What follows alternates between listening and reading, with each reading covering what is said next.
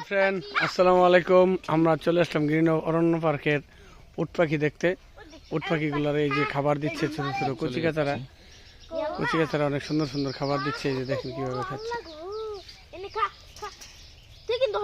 এই হাতে ঠুকুর দিব, কিন্তু হাতের মধ্যে কামড় দিব, কিন্তু দেখো সিয়াম খানা তো সিয়াম।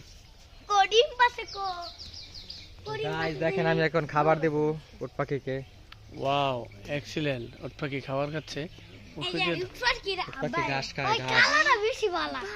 সারা জীবন হইনা এলাম পাখি নাকি খাদ্য মাদ্য খায় অন্য খাবার, কিন্তু উট পাখি খায় ঘাস। কিন্তু উট পাখি খায় ঘাস।